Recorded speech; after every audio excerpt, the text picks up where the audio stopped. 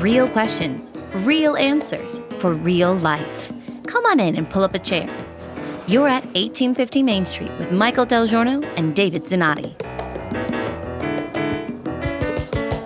Has anyone seen John Podesta lately?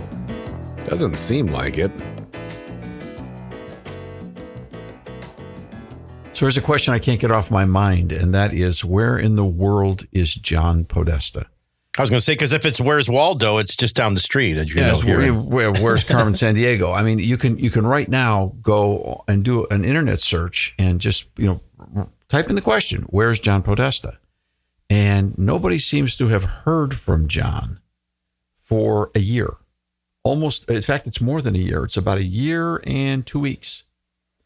About a year ago, in September of 2022, John Podesta was given the job assignment in the White House to sit at a desk and write checks. Which I still haven't gotten one. Okay. All right. And this is what tells you about our government. The IRA checks. Well, wait a minute. Individual retirement. No. These are Inflation Reduction Act checks. So let's just take 1 second and consider this irony. We put one of the most influential, historic, powerful people in all of American government for all of our history at a desk in the White House to write checks. And writing government checks to businesses, to states, to corporations, to whatever he wants to write the checks to, as it fits somehow within the construct of the massive Inflation Reduction Act, is somehow, the government writing checks is somehow, we're talking about over $1 billion in money. That's somehow supposed to reduce inflation. I have said for years on the air to the point where it's the kind of expressions I say over and over again, and then people start emailing. If you say that one more time, but it's kind of like the pastor that preaches the same sermon until the congregation begins to live it. Until they get it, yeah. He would be still on John 3:16. Anyway, I say you can't spend your way out of a spending problem. You can't debt your way out of a debt problem. What is the cause of inflation? Overspending, especially when you're broke. And the notion that you can spend your way in the name of inflation reduction, the cause of inflation, is laughable in and of itself. But who better to write the checks than John Podesta? After all, he mastered all of this under Obama, more so than even Clinton. Let's go back and do a little John Podesta 101. Where did this guy come from? He came out of a lobbying firm with his brother, Tony. Now, it's kind of ironic because they're two Italian brothers work in Washington, D.C. Here you and I are. Yeah. Well, there's always a Fredo in the family. Yeah. Here you and I, two Italians work in the world of media and broadcasting. I'm Michael. You're Sonny. And Podesta's he's Fredo.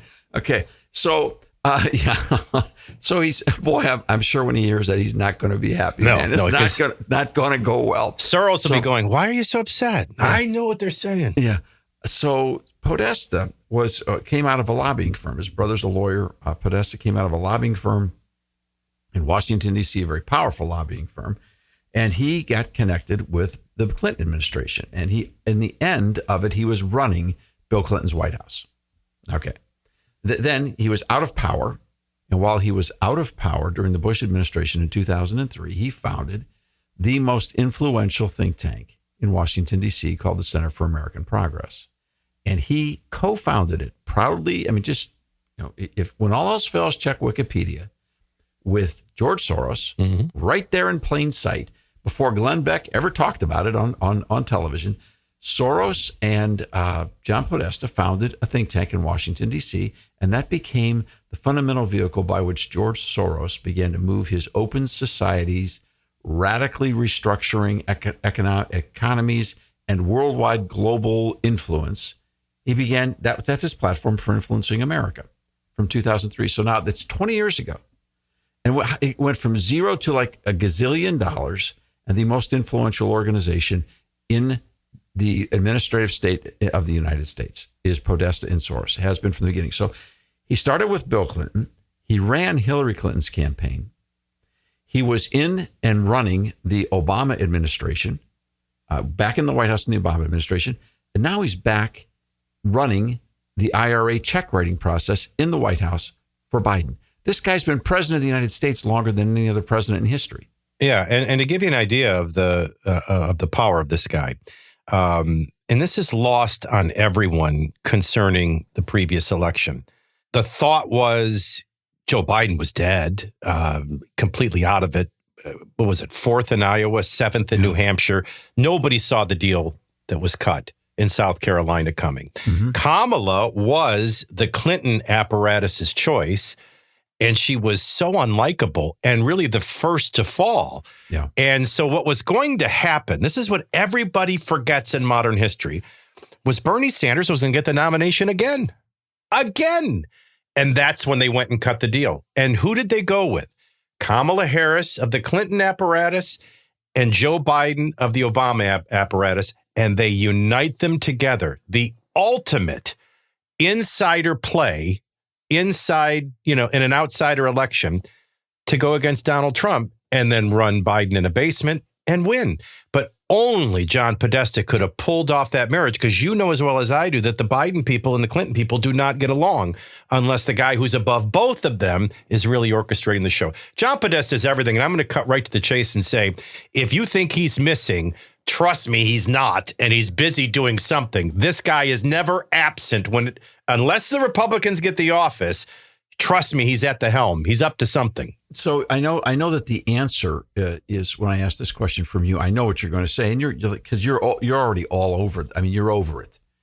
But I can't stop asking the question: why is it that no one in American journalism wants to track John Podesta? He's been completely underground for a year. This is the guy who on election night basically was running the show for Hillary Clinton. He was the one who said she didn't lose. Yeah. Go to bed, everybody. We're not conceding tonight. And then they conceded 2 hours later. Okay. So this is the guy who, nothing that we're talking about here you can't find on Wikipedia. It's all right there in plain sight. Why is it that he can sit back and write these checks and nobody's watching? Nobody cares. Well, I think they're all on the same team. It's convenient for nobody to be shining a light on the person that's really pulling the strings. Here's another layer of the irony, Michael, is Ron Klain, who was the former chief of staff for Joe Biden, was actually chief of staff for Biden when he was vice president during the Obama administration. Emails have leaked from Podesta's leaked emails. They're still coming out. There are leaked emails from Podesta that are still emerging. And that's been going on since, 2016? One of those emails, and it was just covered in major media a few days ago, intimates that Ron Klain threw Biden under the bus when he was vice president. He threw him under the bus. And Podesta came and rescued Klain, and he became a Podesta follower. He ended up on the board of Podesta's organization, the Center for American Progress Action, which is their C4. Center for American Progress is their C3 think tank research group, and then C4 is their action group. Klain ended up sitting on a board next to Stacey Abrams for John Podesta and George Soros. Then when Biden becomes president, Ron Klain becomes his chief of staff. Now, why would Joe Biden bring Ron Klain back in to be his chief of staff when Klain betrayed him during his vice presidential run with Obama? You're going to have to help me with this, but I'm usually pretty accurate when I remember something. I think Klain was mentioned early and often in the shadow campaign to save the democracy, working behind the scenes. So he was a big part of that play. What's the guy's name that really ran it? I always get his name wrong. And now I can't remember. You know what? The reason I don't remember his name is because he didn't really run it. That's just the fall guy. That's the guy they put up, and it's for everybody to either give credit or take out if it didn't work. Yeah, and I can never. Should we look it up or? It doesn't even matter. But here's the thing. But Klain was involved in that shadow campaign, which won the election. By changing election laws. So he was due something. Plus, there he is. He's Podesta's guy. Of course, he's going to be close to whoever the next president is. And who is sitting on the Center for American Progress's board right next to Ron Klain? Stacey Abrams.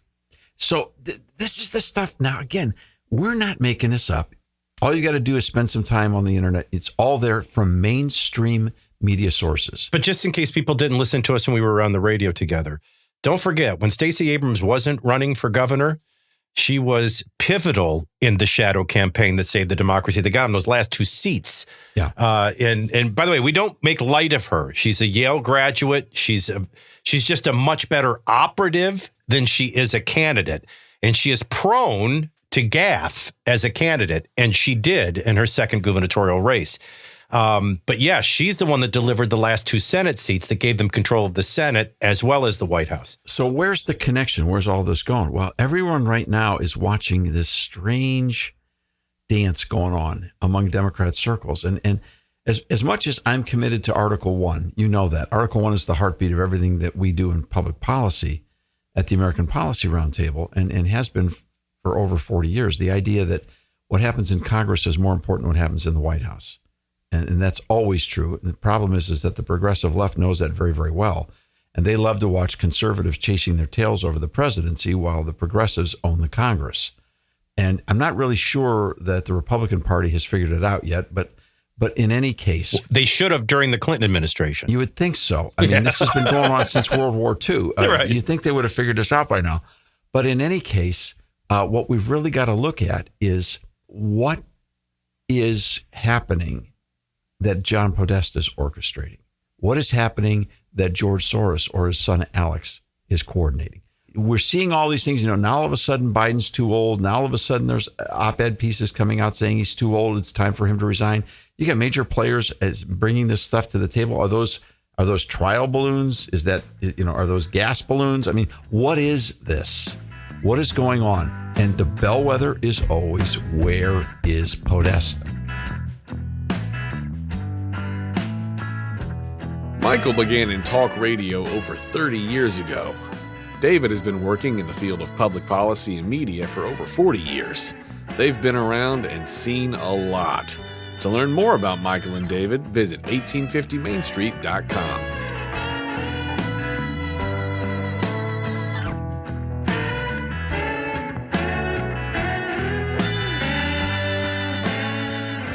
It always seems to me like they have many weapons.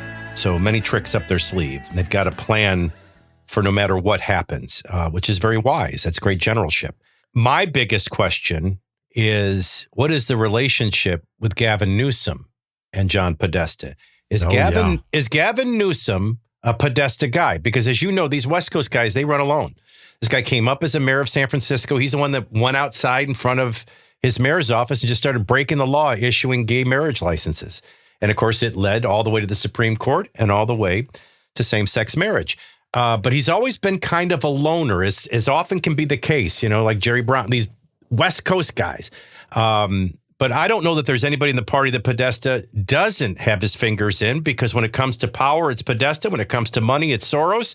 And when it comes to endorsements, it's their organization. I don't know how you win the highest office in the world without John Podesta. I will say this.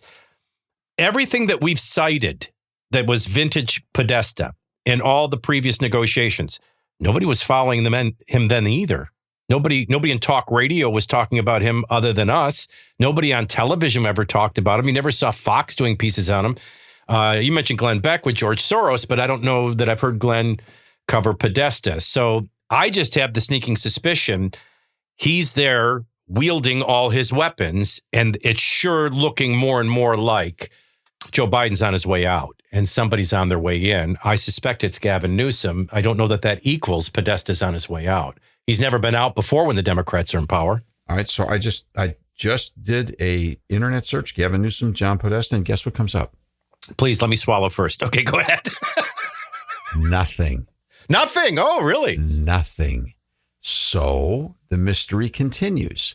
We don't see anybody leading. No one's tipping the hat. And again, all of this stuff goes on behind closed doors. Now, part of the dynamic is this. Democrat candidates tend to be sent out of central casting, but they have no money. That only makes Podesta, because of his connection to Soros, all the stronger.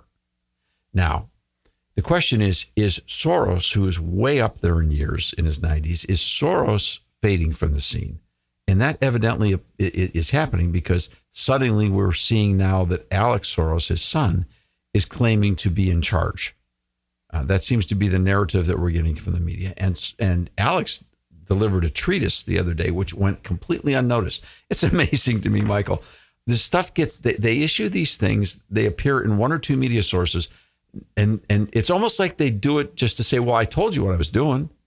Why didn't you see it? We need to talk about that piece more because it shows that the Soros side of the apparatus has a worldview and a world plan. He makes that clear even more than his father ever made. By the way, I want to remind everybody, too, Donald Trump is not only a threat to our democracy, he's a threat to the world, which comes out in that interview. But before we get to that, remember you made me watch that PBS show because it's the Atlantic teaming up with PBS and the New York Times. And Jeffrey Goldberg is the host of it. Just to drive you crazy. Well, no, but the laughable part is calling him a moderator. That's like calling Fox anchors moderators during debates. And then he has from the New York Times, Elizabeth Burnmiller. He has from the Wall Street Journal, Nancy Youssef. And then Frank Forer, who just came out with a book about Joe Biden from the Atlantic. So he's surrounded by his people. So it's a very one-sided conversation. And the biggest flaw in the whole show was the false choice that it's Biden or Trump, because neither may be. I know that's incomprehensible for people to think right now, but I think there's a very good chance neither are going to be on the general election ticket a year from now. And yet they make that the only choice. And of course, they share Biden's worldview. And they can't figure out, why isn't he loved? Well, because you share his worldview and his policy views, but America doesn't, and it's not working. And they know it every time they go to the gas pump or to the grocery store. But there was a moment where they start talking about how much time does he have before he will read the writing on the wall and just go away. LBJ. Remember, I told you, he's LBJ. Yeah. He's not Jimmy Carter, only he's not going away like LBJ. So they're really sitting among themselves, and we're paying for it on PBS, for them to have this talk show. And they're like, well, he's got a window. He's got some time. And what really stuck out for me in that, if Podesta's in control, the switch will be made at the convention. If Podesta's not in control, Gavin Newsom enters by the primary. That's kind of what I walk around in my indigestion stomach, kind of anticipating, or maybe it's just my gut discernment that that's what's happening. Because I've told you, I just don't see a connection with Gavin Newsom and Podesta, and that may be why Podesta's spinning his wheels behind the scenes to block it. Okay, so here's the question. You and I are talking and trying to figure this out, and I'm not a Democrat, you're not a Democrat, and neither of us are I'm not a Republican either. Okay, so it's not like we're not trying to manipulate the data. We're trying to find out what's going on from the outside looking in, and acknowledging that I've been looking at this for over 40 years on the field, on the ground. I've been in a lot of rooms with a lot of meetings and a lot of people and watching all this money going back and forth, and I've seen a lot of this stuff. The Democrats tend to come in broke, so they need somebody with bigger players. The Republicans tend to wire up their money in advance through special interest groups, and then so then the leverage is who's got the money, who doesn't have the money. All right, that's how the game gets played. Now we're looking at a situation where we can't see what's going on, and it looks like the Democrats are completely veiled in their strategies. Even watching that show that on PBS that's hosted now by the Atlantic, they were talking inside baseball. Oh yeah. And yet all the more they talked inside baseball, they admitted they don't know what's going on. So if their players in the major media lined up with the Atlantic, they don't know what's going on, then does no one know what's going on? Or does someone know exactly what's going on and no one has access to that information? By contrast, doesn't it seem that the Republicans are stumbling and bumbling in front of the entire world once again? And it's driving everyone who supports them crazy. I mean, is there anything that is not totally transparent right now in the stumbling, bumbling Republican decision about who's going to be their nominee? The Democrat Party seems to be in the dark on who their candidate's going to be. On the Republican side, the candidates themselves that are all in the race are in the dark. I get that. And you just watched a movie this weekend that I think, I talk about Biden is not Jimmy Carter, just the worst president ever and a one-term president. But he's LBJ. He's somebody that can't win. And if he really cared about country and his party, he would do what LBJ did and say, well, Bobby Kennedy's going to be it. It's time for me to go. and he's not willing to do it. I go back to a news conference, and I'll never forget when he threw Kamala Harris under the bus on the border. And I said, whoa, this guy's going rogue. Yeah. And because remember at that point, everybody in talk radio was saying, oh, this is just, they're going to use Biden to get the office, and he's just going to step right down and give it to Kamala Harris. And, Joe made it very clear in that very first news conference that we waited 64 days for. He made it very clear he ain't playing the game. So I think it's more like the movie Dave. I think Podesta's got a president that isn't following the playbook. He's calling his own plays at the line of scrimmage. And the bottom line is nobody in the Democrat Party may know what's coming because they don't know if Joe will go away. All right, you brought up one of my favorite political movies of all time, Dave. Okay, this conversation is going to take another cup of coffee. We got to come back to Dave. Well, wait, if we can do Dave, can we do Morning Show and Kelsey? We'll just go and do a whole entertainment segment. All right. But then we have to do Man of the Year with Robin Williams. Sorry, look, we'll go back to Dave. This conversation isn't over yet, so come on back next time and pull up a chair at 1850 Main Street. To help spread the word, please remember to rate, review, and subscribe wherever you get your podcasts. To find out more, visit 1850mainstreet.com. We'll see you soon.